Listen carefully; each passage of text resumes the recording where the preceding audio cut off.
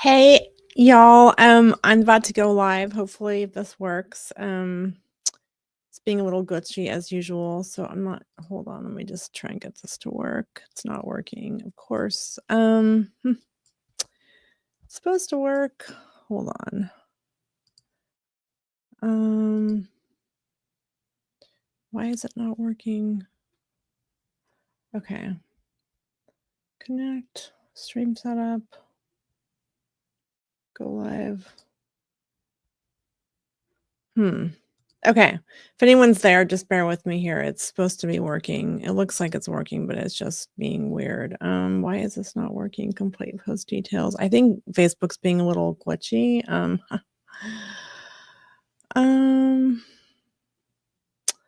It's not working again. Really weird. Okay, let's try this again. Okay. Facebook is just not happy. I think this happened last time, so I don't think it's me. I think I'm gonna just go live in YouTube, and so just give me a second here. Yeah, it's Facebook is having a moment. It is having a moment. So, all right. Hey, everyone, this is Shona from She's Got Assets. Doing a live stream, a really fun case study. So if you're just tuning in, I'm just having a little technical thing with Facebook kind of being a pill. So I'm going to just let everyone know I'm live in YouTube. So hold on. Let me just do a quick thing here, and then we're going to kind of dive into it. I don't know why Facebook is not working. It's supposed to work. Okay. So hold on. If anyone's there, sorry, this is like the boring part of the back end. I'm just going to let everyone know that we are live. Okay. So I'm going to get a link to this. Okay. So I'm going to just hang on one second. I'm going to post this on Facebook. Hang on 1 second. I'm going to post this on Facebook.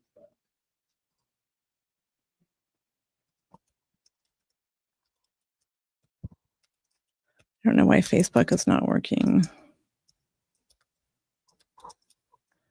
It's being a pill.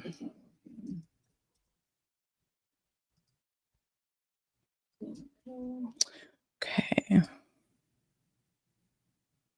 Going to pin this really fast. If anyone's actually tuning in, we're almost there. Facebook is not cooperating for the live stream, so we're almost there. Facebook is not cooperating for the live stream, so.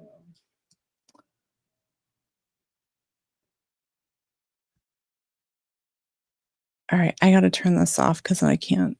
It's going to be an echo. Okay, well, let me just try one more time to go live on Facebook, but it's just, for some reason, it's not cooperating. So, yeah, just not cooperating. So I don't know why it's doing this. I think it's having some issues. So, we just make sure everyone can see this. Okay. Always awkward when I'm trying to go live in all these different places. So if anyone's actually watching, like, let me know. I'm just going to comment for a few people. Hold on.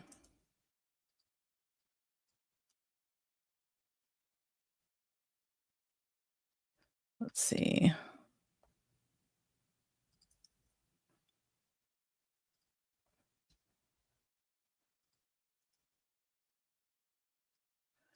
Okay, we're almost there.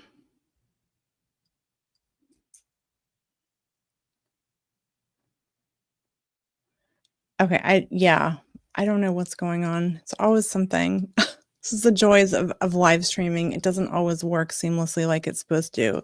Thought I had it down, and then guess what? It does not work. So we're going to kick off in 1 second and just trying to see if it will work. Yeah, it's not connecting. Okay. All right. Well, here we go. Okay, we're going to just start over again. Hey, everyone. This is Shona from She's Got Assets. I am the founder of She's Got Assets. I have a podcast by that name, and I also coach students on how to set up their midterm rentals and buy off-market properties. So I have a really fun case study tonight. I'm going to dive into it. Just kind of give you some tips and tricks on how to, when you get a lead, what to do with it. I can't go over everything, but I'll give you like a really good overview.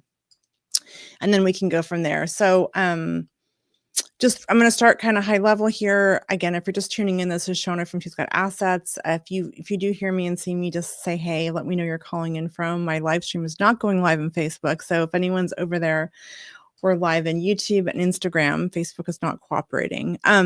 So essentially, with the midterm space, like we have lots of different avatars, right? One of them is a family who has been displaced by some kind of disaster in their home, like a fire. So I'm going to tell the story tonight of a family that I helped place into a property that had been displaced by a fire, and kind of go through the process. I can't cover everything. A lot of this is in the course, but I'll go as much detail as I can and answer any questions. So hopefully that will give you guys some guidance. And then I'm just going to pull up a note here. This is an awkward live stream tonight. Hold on. Let me just pull up my notes here. Okay, well, I don't have them. So basically what happened was, we want to be omnipresent in our marketing, and I cover that in the course. You want to be everywhere. So I got a lead, right? I got a booking, and it said, hey, this is X name from X company. We have a family of 2 and 2 cats, and they've been displaced by a fire. And they definitely dropped their name and dropped their company name, right? And I don't know if they were doing that just because, but they were definitely kind of dropping their information. And so that was and in the world of bookings, right? Sometimes we get an on-platform booking with like Vrbo or Airbnb or one of those platforms. And sometimes we get a direct booking. In this case, it came from the platform, but oftentimes our goal is to get them off platform. They like that better. It's easier to kind of navigate all the ins and outs. We can do like a real proper screening. So in this case, I got the booking, and it said, all that information. It gave the company name and the person's name. And I thought, well, what I typically do when I see a company, even if I don't see a company, I will pick up the phone. I will call that company. It was a temporary housing company. And I will say, hey, I'm looking for X name. Can you find them? Do you know what department they're in? And typically you can find them, right? Sometimes it takes a few calls, but I'm always trying to get a direct booking off the platform. I'm never writing back and saying, hey, reach me at spelling my name or number out in some weird way, right? There's other ways to do it that we cover in the course, but typically if I have a name and it's a company I've worked with, a temporary housing company, I will reach back out to them. But so just step back a little bit, when a family does have like a fire or a flood in their home, right? What they do is they call their insurance company, like say State Farm, right? State Farm says, okay, they send out an adjuster, and the adjuster says, yes, we need to do all this rehab and you're approved for temporary housing. But here's the thing. Insurance companies are not housing companies, right? That's not what they do. That's not their jam. So they partner with what are called temporary housing companies, like ALE Solutions, like Sedgwick, those kind of companies, right? There's a whole lot of them. You can Google them. They're out there. You can list yourself on their databases. And then they reach out to us as, MTR operators and say, I have this family. Here's how long they're looking to stay. They typically don't give you their budget. And so you kind of have to figure out what the right budget would be. And we cover that in the course. So they give you the budget. They typically will say how many adults, how many pets. Like they'll typically say 2 cats, or if they're looking for anything special, right? And they'll generally give you the time frame. In this case, it was a 4-month booking. And they said, well, we're looking for a 4-month booking. So I thought, great, that's a pretty good deal. So I give them a bit of a discount. It was still a $9K plus booking with pet fees, right? So I reached out to the company, right? Or that reached out to me. I got a hold of the person. I got them on the phone. Sometimes you have to be a little persistent, right? But I definitely reached out to them, and they said, great, I'm so glad you reached out. And I always explain to them, I know the process, and they're usually really easy to work with, right? And so what happens from there, they ask for the proposal, right? They ask for the proposal, and I have a template in the course in the MTR Playbook. And they're asking for lots of details about it, right? What's the price, the cleaning fees, all that stuff. And so I got that back over to them, and they say, awesome, thank you. And they send that back to the adjuster, right? And the adjuster needs to approve that. In this case, the family was very savvy. They were great to work with. They actually had a public adjuster, right? They had a fire in their home.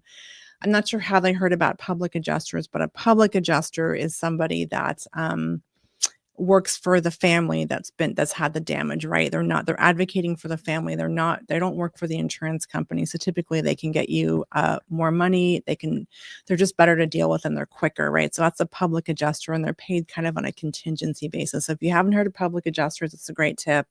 So this family was very savvy. They had a public adjuster. They actually also reached out on the same platform with a direct message. So they were extremely communicative, which is really great. So essentially, once that booking got confirmed and I did my proposal, but I cover all that in the course, and they goes back to the adjuster. And then it got approved. The proposal got approved for the length of stay and the pricing and all the extra fees and all that stuff. And then the next step is the family came to check out the property. It's typically an in-person tour, right? Because they want to see it. They're local. They're typically looking for something that's like pretty close to the home that was damaged, right? They live and work in the area, right? This is going to be their home away from home. It's not like they're there for vacation. So typically they're going to want to see the property. I'm going to do a couple shout outs. Hey, Casey. Hey, Shannon. Hey, Dylan. If you guys have questions, let me know. I've got Instagram up, right? So, yeah, so they're gonna see the property typically, and I'm always there in person unless I have someone helping me, right? And I'm always saying like, "Hey, like if let us know what you're looking for." And sometimes there's special configurations like moving some desks around and moving some beds around, things like that. They're gonna be there for a while, right? And they're paying us a premium. So I always really want to accommodate those requests. Sometimes it's like a crib or something like that. They came to see the property. They were just so grateful. They had had a fire in their garage. It started in the garage. They have no idea how it started. Luckily, their smoke detectors went off in their residence, and I think they were in an Airbnb for a couple of days. So they were just so happy to be getting into a property that was the right fit for them. And so that's part of the process, right? The family comes, sees it.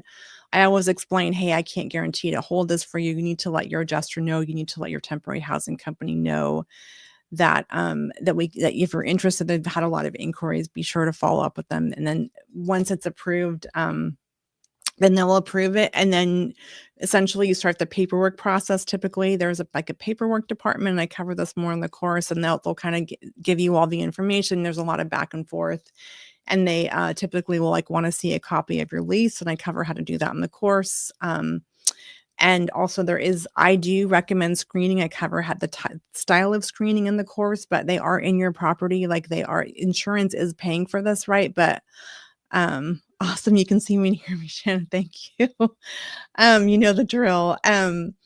So yeah, essentially, the lease is in the name of you as the property owner or whoever's the owner of the property, and the guest that's staying there, right? Insurance is not on these leases. But that's who's actually financially responsible. So I recommend doing a screening. I talk a lot about how to do the screening and what software in the course, but you do a screening. And then once that's approved, you typically will get all your paperwork done. I cover that in more in depth in the course, but there's just a lot of back and forth and a lot of moving parts, and this can go really quickly, right? So the family's typically looking to move in as soon as possible because they're in some kind of transition, right? Their home has been damaged. They're often in a hotel. When you think about it, having 2 cats or 2 dogs and kids in a hotel room is just it's not comfortable, right? Who wants to stay in a hotel for a long period of time, right? So that's typically how the process works with the family. So in this case, it moved really quickly, and it's really important that you're on the ball, that you're following up with all the paperwork. Again, we cover that in the course, and you're communicating with the family and the temporary housing company. But once that family sees the property and they have that approval in place, you need to move super quickly because they are very generally pretty motivated. They want to get into the property. So it's important to kind of have all your software in place, your screening services and all of that stuff, because once we get approval, this can happen very quickly. And the family was just so happy again, because I had a fire in their home. They're looking at least 4 months, and it's generally that's unusual to get a 4-month booking. And they often start with the 1 or 2 months, and then they will extend. And typically fire is the longest type of stay. There's just more damage or smoke damage and stuff. So, and yes, we're allowing pets. We're charging fees for that. We have that proposal in the course. We kind of cover what we're charging. But pets are part of your family, right? So it's super important that you're pet friendly. Yeah, just a couple other things. Make sure you're moving quickly. Make sure you're getting back to these leads, following up in a nice way, in a friendly way, right? But they're really busy. And once the family sees the property again, things move very quickly. I've moved families in like in 1 or 2 days. Sometimes it takes longer. Sometimes you don't maybe have the vacancy, but it can move very quickly. So it's important that you're kind of ready for this and you are in the right places and you know how to get someone offline, because I prefer that because you're actually screening the guests, right? You're not just going by like Airbnbs or Vrbo's policy. So that, to me, that is super important. So yeah, that's kind of very high level how this process works. So the family has a claim. They will, right, they will call their insurance company, then the insurance company sends an adjuster out to check the property. If someone doesn't have an adjuster already, it's a public adjuster is a really great resource because they're really going to advocate you and actually get the families a lot more money typically, because they're not working for insurance. And then they will involve the temporary housing company. There's a ton of temporary housing companies. I mean, you can Google them. I have them in the course, but you can list yourself on their databases. They reach out to you. And I've also built relationships up with them, right? So they'll come to me sometimes directly when they have a family that they're looking to place. That's like super high level on the process. And this was like a really great booking. This is a 5-bedroom property, 2.5 bath, and it's like a little over $9K a month, right? So that's pretty good cash flow when you think about single family. It depends on your mortgage. It could be, that's great cash flow. Typically, when we think of single family, we're thinking like 200 a month or something. So, and I think the beautiful thing is we're really helping a family out in need. We're moving quickly. We're getting them settled. They have a place to go while their home is being rehabbed. So that's what I love about this model is we're making great cash flow and we're really helping people out. So I have a few minutes for questions. If anyone has questions and kind of how the process works. And then I'll kind of go into how I coach students on this in the course if anyone's open to that.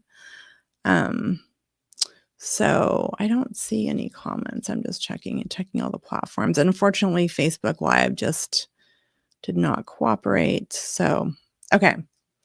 Yeah, but that's really high level. I mean, insurance is, it's very simple, but it's a lot of parties, a lot of pieces, and it can move extremely quickly. So it's really important to be prepared, have your proposal put together and move quickly, follow up, get your paperwork out ASAP. I've moved families in the same day, right? It's a little bit quick, but we want to make sure we're moving quickly. We want to make sure we have our tools and software in place to get these juicy bookings, right? We can't predict when to get them at all, right? We always want to make sure we're attracting different avatars that we can certainly optimize for these type of like 9K bookings by optimizing our listings with the right kind of language, the right copy, and also being in the right places, right? Being in all the right platforms.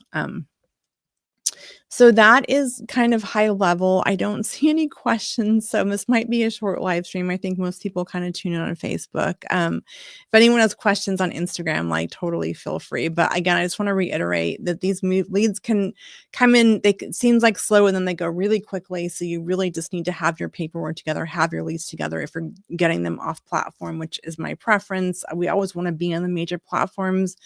Though we want to be, we want to have the strategy to get them off platform. It really saves them money. It saves us money. I think it's a lot more secure because we're actually screening the guests, right, in a specific way. But we are definitely screening them because they are ultimately financially responsible. So that's kind of how the process works. If anyone is interested in learning more about my coaching program, the MTR Playbook, please reach out. I do have a special going on. It's 20% off till Saturday, and I walk you through the whole process, from how to optimize your listings, exactly what copy to put in, templates, exactly where to list, all the platforms. There's a lot of them. You'd be really surprised. It's more than just, Airbnb and Furnish Finder. There's like about 80 places I have on my list, and I have exact templates and checklists of how to optimize your listing. And I have, proposals for insurance claims. I talk about the process and really unpack it because when you're in the middle of it, it can be really confusing. And if you don't know how to move quickly, hey, Bonnie from Virginia. Also, I appreciate you found me on YouTube. Facebook was not cooperating. So yeah, Bonnie is one of my students. She's awesome. She's totally gotten lots of insurance bookings with this strategy. So thanks for tuning in, Bonnie. But yeah, I just love that we're helping families and we're making great profit, but there's a lot of nuance to how we're making these proposals, right? How we do the pricing structure. We definitely want to be fair about it, but we have to do it in a way that makes sure it fits the client's budget. And there's definitely nuance to that I cover in the course. So yeah, definitely reach out if you're interested. I'm going to drop the link to book a call and to sign up into the, I'll put it on YouTube, right? Because I think most people are watching there. But yeah, I just wanted to get on and share some tips. Bonnie, thank you so much. Bonnie says Shona's program has been a game changer for me. I highly recommend it. Thank you, Bonnie. You're one of my star students. I really appreciate that. Yeah. If you follow the program, like I give you the recipe, I have like this analogy. I'm teaching my kids how to cook, right? And you get that like pancake box, right? And it's like 2 eggs and half a cup of water and something else, right? Sprinkle this, sprinkle that. And that's like what I give you along with the one-on-one coaching. So everyone's like in a different place in their journey with setting up their midterm rental, or maybe they just need some optimizing, right? So I really work with you directly to get these I can't guarantee them, but to be optimized and be found for families. And I really love that we're helping people. And again, these can happen really quickly. So sometimes we're struggling with vacancy, right? We don't have a booking, and sometimes it's just turning some levers on our listing, or we're not in the right places, or we haven't networked with the right people. And that feeling when you talk to a family and you can just see it in their face, or just like, oh my gosh, I love the property. This is going to be a perfect fit. Like the family was like telling me about how they found out when their house their garage was on fire. The smoke detectors were going off and the fire department came, and they couldn't figure it out. Right. And they were just like, oh, the property was, really close to all their favorite restaurants and all of that stuff. So, and because they do want to be close to their original home because they're really overseeing the rehab and all of that stuff. And if there's kids involved, right, they want to be in the same school district. So there's a lot of pieces to this. And I think it really helps to, have a coach or someone walk you through it. Because when you're in the middle of it, it can be overwhelming and you're not always sure how to respond. And, first and foremost, we just want to be really, really prompt, get back to people really quickly, keep the process moving, right? Have your paperwork together, have your proposal ready, follow up, get back with everyone quickly, over communicate. I think, especially with the homeowners and the temporary housing company, we generally don't talk to adjusters. I will gently prod, and just say, hey, follow up with your adjuster, right? Get approval on this because someone else could snap up the property, right? So it's really important that we communicate well and understand the process really well, so that when we are booking, when we get these kind of leads, we know what to do and we know how to move quickly and get someone fast and help a family out and, make great cash flow. So, again, if anyone's interested in the MTR Playbook program, I have a couple options. One is really one-on-one focus with a lot of tools and training, and one is the MTR Essentials. It's really if you just want kind of where to list and how to list, and you're already a pretty seasoned operator, that's probably a better fit for you. You can, book a call with me, and we can figure out what's the best fit. And if it's not a good fit, no problem. You'll be on your way. I'll leave you with some tips, like no pressure. But if you're interested, this is a great opportunity to jump in. So I'm super bummed that Facebook just did not cooperate tonight. So if anyone on Instagram has questions, hey guys, it's great to see you. Anna, I see Maurice. I'm probably saying that wrong. Let me know where you're calling in from and if this was valuable, because I always feel like I'm just kind of talking to myself on these live streams. If you have any questions, I'm like more than happy to answer them. Okay, I see a question. Shannon is asking, do I arbitrage any properties or do I own all my MTRs? I love that question, Shannon. Here's my 2 cents on arbitrage. So if anyone doesn't know, let me just kind of explain it. Arbitrage is when you basically rent a property from a longtime landlord, like say for a year, right? You lease the property, then you go ahead and furnish it, and then you sublease it for a midterm model, right? So you don't actually own the property, you're spending all the money on furnishing it, and then you are looking to rent it. What I don't like about arbitrage, like people kill it in that strategy. For me, I own all our midterms. I co-host a little bit, but I don't like it because you're not getting all the benefits of owning property. And it's just basically a business. It's not truly an investment. So arbitrage would be great that when you think about it, you have the upfront costs. You're on the hook for that monthly payment if it's booked or not, right? And it's not your property. You're paying somebody else's mortgage, which is fine. And then you're paying for all the furniture costs upfront, right? Which can be a chunk depending on how scrappy you are. I'm pretty scrappy. So, but you don't own the property. You don't get all the tax benefits. If you're vacant, you're just paying someone's mortgage and you're really on the hook. So I'm not a big fan of arbitrage. People do it really well. You can scale quickly that way. But again, it's like you're just furnishing somebody else's property and you're paying someone else's mortgage. There is something that's called reverse arbitrage, which I think is something I would possibly do. That's essentially where you get a lead. Say it's a family, you get their budget and you go find a property and then you rent it. And that's reverse arbitrage because you get the lead and then the property. So you have a good, you have a booking ready before you're actually leasing that property. And that to me makes a lot of sense because you're not carrying all that overhead if you're vacancy. So, and sometimes we do get great leads and like we get to help the family out. We're helping out the temporary housing company and that's reverse arbitrage. So that was my long-winded answer. I would do reverse. I'm not a fan of arbitrage. I think every strategy works in real estate. It's just you have a toolbox, right? And you got to figure out what the right toolbox is and what makes sense. I think sometimes if you're just starting out, you can reverse arbitrage to get your feet wet. I personally would focus on buying the property and owning it if you can. There's lots of ways to get financing or get creative with that. So I hope that answered your question. Bonnie says, always extremely valuable. You're so welcome, Bonnie. Any other questions? Yeah, anything's game. There's a lot of tools in this industry. A lot of these terms are thrown around. Arbitrage is definitely one of them. Again, it's not my favorite, but reverse arbitrage I think is great. So yeah. Any other questions? Happy to stay on. I see a few more people here, so let me know. Again, I will drop some links in the chat. I'm gonna do that drop some links in on YouTube. I don't know if I can comment. Instagram. I'm gonna see if I'm gonna add some comments on Instagram. Let's see how this works. I'm usually all on Facebook. So there's a link if anyone's interested in the course. You can sign up here. There's a discount goes until Friday. Okay, that worked. And then also the MTR Essentials one is really just kind of like the cake recipe, right? If you don't need the extra coaching and you really just want all the tools and templates and that stuff, and you're more of a seasoned operator. And then if you want to book a call, I will drop that link over here. 1 second. Let me just pull that up. But yeah, any other questions? I'm curious if people on the call right now, do you guys maybe drop a 1 if you're already have an MTR and a 2 if you're just getting into this or you're kind of intrigued by it? It's always good to know who I'm talking to.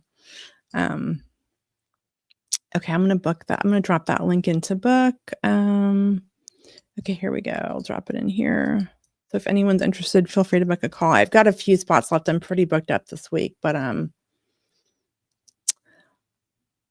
Marisha's asking virtual tours. Yeah, that's a great question. So I cover this in the course, but yeah, I would hire someone. I don't either apps and stuff, but I would certainly just hire someone. And those, I cover it more in the course, but you have to kind of self-host the virtual tours. Video tours, 100% you can DIY them. Again, I prefer having it done professionally because I've just seen the difference. And I am a big fan of, just having it done. It's an upfront marketing cost, right? But a lot of times people will book sight unseen. Again, the caveat with insurance is I just had someone book sight unseen, but that's not very common. Mostly families actually want to see the property because they are in the area, right? They want to be close to their home that was damaged. They typically will always tour the property first, and then we don't need the video and virtual tours, right? But or sometimes if the property is occupied, you can try that, but typically they want to see it. But if you're going after like traveling nurses or digital nomads, they'll totally book sight unseen with video and virtual tours. So it's a really good thing to have in the can. To just getting started. Yeah, and midterm's a great strategy. I feel like you get to help people. There's great cash flow. You have really high quality guests, all of those things. So I'm a big fan of midterm, but you got to figure out what makes sense, right? Do your research, maybe try a couple things out. But when I'm working with students, I know like Bonnie had a lot of short terms. Bonnie, you can chime in and And then you're going over to midterms for a lot of different reasons. But I think once you get a taste of, we're not dealing with constant turnover and high maintenance guests, and we're not worrying about our last review, right? With short term, we're really at the mercy of reviews, right? If a guest, for whatever reason, does not have a great experience, not to say we're not all about experience, but they can leave you a review. And if it's less than like four or 5 star, even I think anything less than 5 is considered kind of a bad review. So we're kind of at the mercy of that. We're also kind of at the mercy of the platforms, right? Versus like building relationships and getting insurance leads. So that's the question. So Marisha's asking, are there any VAs? So yeah, I think so in my course, I have like this huge long spreadsheet, right? It's really prioritized like the top 18 places and then it goes down there. And I think there's like maybe 90 places. Any VA, you could spend a half hour with them. And I have training in the course. They just have to go and basically cut and paste and upload images to a database. I don't have a certain service that I use for VAs. I don't know of any that are like, you could try Fiverr or something, but there is some nuance to it. So I wouldn't just toss it to someone without having them know exactly what they're doing. Because I've had VAs put listings up for me and they kind of made some mistakes on the pricing. So anyone can do this. Or if you have kids that are teenagers, possibly, or just put on a movie or something and just go tackle the databases, right? Just cut and paste into them. But it's definitely worth doing because leads come in from the databases or they come in from the platforms, right? Like the Airbnb and the Verbos. So really good question. Do I price the prop? Yeah, the pricing thing is so typically it's the size. Pricing is a very nuanced thing, and I unpack it a lot in the course, but essentially like insurance is going to be looking for like at least a 3-2 typically, or a 5-bedroom, right? They're placing families, right? And so the way we're pricing it is a tiered pricing strategy. I'm covering that in the course. We're pricing it based on the length of stay. We're not jacking it up because it's insurance, but they typically will come in for a shorter stay. Digital nomads are they're going to come in for a couple months. And so we're typically going with what the advertised price is. And I do have an MTR calculator in the course. You're looking at comps, right? You're seeing what's available, right? And there's all kinds of ways to do it, but go to Furnish Finder, that's on the lower end, go to Airbnb and see what's available. And it's kind of like if you flipped a house, you're looking for comps, or even long-term, right? We go look at comps and we decide like, we want to be apples to apples, right? What's a similar property? So there's a lot that goes into it. I wish there was one site to go to, find your ideal midterm price, right? It's kind of an art and a science. And I do in the course teach you how to kind of market test in a very specific way to even get booked before you have, even a look of furniture in there. So that's what I love doing. So I can really test the pricing and get a booking before I've even furnished it. So really good question. Hey, thanks for just joining. We're just talking midterms here in insurance. This is all simple, right? But I feel like the benefit of having a course or a coach is I really unpack all this stuff and you have someone to ask questions to. But there's just a lot that goes into the different kind of avatars. If it's insurance, it's a lot more complicated. There's a lot more parties involved. Just to recap, like I just placed a family in a property for, a 9K booking for 4 months, and they're likely to extend, or versus a digital nomad or a nurse. It's just one party. It's a lot simpler. It's a lot more direct. There's less parties. There's no approval required, right? And they typically don't want to see the property ahead of time. That's as much as I can kind of get into high level. I hope that helped. But you don't need a lot of midterms to have a small, but mighty portfolio, right? And there's this phrase, money loves speed. So the quicker you can learn to respond to your leads and be really proactive, pick up the phone, call people, text them. It's just really helpful because people are going to move on quickly, and they're looking at different properties. So the more responsive you are, the more you have all your paperwork together, your leases and your proposals, the quicker you can kind of move things along. Bonnie is saying, yes, she's converted all but one short-term rental to MTR, which is awesome. So Bonnie, if you want to chime in like any of your numbers, like that'd be awesome. Cause I know that I think you had some of yours managed too, and you're self-managing. I teach that as well. I think because there's so little turnover, sorry, the lights are like glaring at me. I'm getting hot in my sweater. It's really easy to self-manage, and we're often getting these like great leases for sometimes it's 2 months, sometimes it's 4, and then there's extensions, right? So if you were paying someone, typically, it's hard to find someone that's really focused on midterm that understands the insurance niche. People are out there and they're certainly doing it, but it's definitely a niche, like within a niche, and it's typically about 20%, right? So that's a pretty big chunk of your revenue. And if you can do it yourself, it's not that hard. No one's going to care about your property like you do.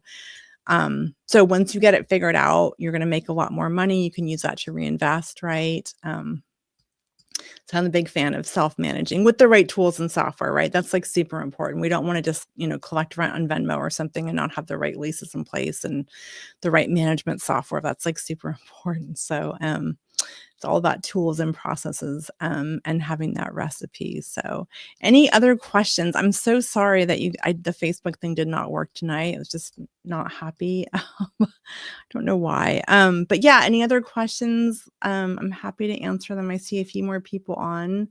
And if anyone's, I don't know where everyone is, I'd be curious to know. I'm based in Portland, Oregon, so it's a fairly expensive market considering for real estate investing, right? But to me, a strategy like midterm works really well in an expensive market because we can make things cash flow that we couldn't always with like a long-term strategy, right? So yeah. That's where I'm located. Yeah, I'd love to know if anyone got value from this. Please chime in. It also kind of lets those algorithms know that this is popular content. We need those algorithms to like us, right? So that way it'll show it to more people. Yeah, and if you guys are interested in talking more, learning about the coaching programs, feel free to reach out, book a call. Happy to chat more about that. This is my favorite topic. So thank you, Bonnie. So Bonnie says, yes, I'm receiving 2x long-term rental amounts. Also self-manage more properties as time goes on and my confidence builds. Thanks to me. Well, Bonnie, thank you. That's awesome. 2x, right? That's major, right? When you think about rental income and how we can scale and reach our financial goals. So I love that. Bonnie has totally taken all the action. It's awesome. Caitlin is saying, have you had any damage from cats? I love dogs, but a little hesitant. Yeah, everyone seems to have a thing about cats. I'll be honest. Yes, cats can scratch, they can pee on things, but I've had more issues with dogs peeing on carpets. I don't love carpet, but so frankly, I allow pets. There's some things you can do, like, and I have this in the course, like, get a couch cover for your couch. It keeps the hair off. It keeps the scratching at bay. Someone said there's like a pheromone plug-in thing. I've had a lot of cats and they've been pretty good. I think it comes down to, are the pet owners responsible, right? If you're screening right and you're attracting high caliber guests, typically I have not had any, like, never say never, right? And the other thing I think we have to keep in mind is, especially for insurance, these are not renters, they're homeowners, and even traveling nurses, they often travel with cats or a dog. And so they're part of your family, and you're going to miss out on a huge amount of leads if you don't allow pets. So just protect yourself, charge the right, what would make you comfortable, what kind of pet fee would make you comfortable, what kind of pet fee, what kind of pet deposit, right? So you can cover those damages. But yeah, people are, maybe I have a big cat thing coming up, but everyone's concerned about cats, and I'm okay with cats. I've even with insurance, you'll get requests for like chickens. I've had a duck, right? Because they're homeowners, right? They're not expecting to have to go rent something. So really good question. I love cats and dogs. There's certain breeds I don't allow for insurance reasons, but I typically don't have like a certain weight restriction. And with single family, right, that's not so much. I think with multi, it's more weight's more of an issue because of noise and stuff. So good question. Yeah, cats, I allow cats. Christina's asking, how would you suggest change an STR to an MTR for future bookings? Would you just block bookings for a certain date? Christina, I love that question. There's a little bit of nuance to it, right? I think, MTR and STR are very similar. STR being like an Airbnb, right? Midterm being 30 plus days stays. So I cover this in the course, but essentially the issue, if you're doing like that hybrid strategy, if you're booking, if you have let's say you have an Airbnb listing, right? You're listing it, it's very much vacation focused. The first problem is it's very vacation focused, and we're not optimizing for the midterm avatar. There's certain ways we do that, and we cover that in the course, but essentially we're saying like flexible stays, right?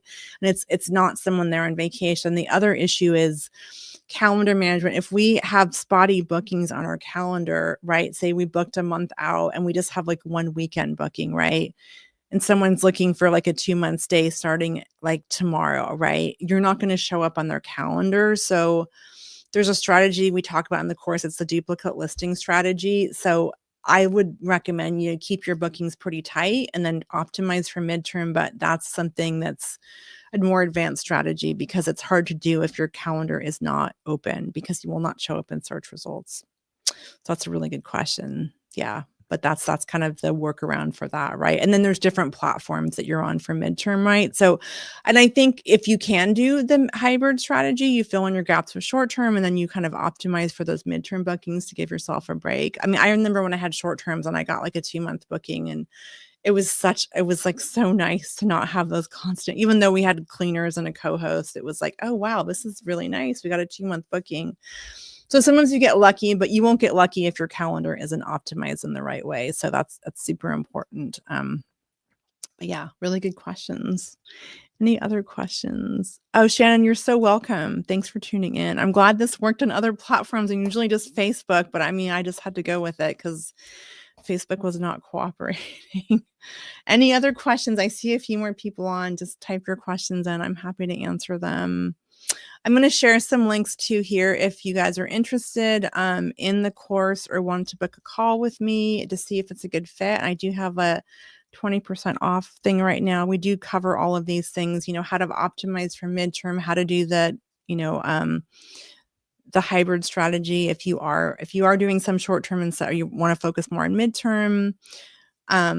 The other course I have is the MTR Essentials course, and that is really for someone that just needs that recipe, doesn't need so much coaching. And then I'll drop a link in to book a call with me if you're, interested in figuring out what might be the right fit. No pressure if it's not, no worries. But sometimes you just want to talk to someone to see what the right fit is. So I'm going to drop that link in here. Let's see, event types. I just got to pull up my Calendly link. Let's see. I did open some more spots up for the weekend. I can't talk anymore because I'm pretty booked this week, but I will, I'll just drop this over. So feel free to book a call if you have any. Yeah, you're so welcome, Christina. Any other questions? I see people hanging on, so anything's fair game. No silly questions. We're always learning. But thanks for taking the time to join me. I know it's late. And we're just kind of wrapping up here. But if anyone's like watching the replay, like feel free to leave a comment. Just if you got some value out of this, I super appreciate you letting me know. Again, this is Shona from She's Got Assets. I do weekly live streams on Tuesdays at 5 typically. Sometimes things come up. I try and be pretty consistent. Usually live in Facebook too. Tonight it was not in the stars. So I just went live on Instagram, on YouTube. Thanks you guys for joining. I really appreciate it. I'll give you guys any other questions. Anything's game. I see a few more people on. So you don't hang up. Okay. Well, then I'll be the first to hang up. I appreciate it. Okay, you guys, if you're watching the replay, feel free to chime in. I'll get back to you. Again, have a great Tuesday evening, and I will talk to you soon.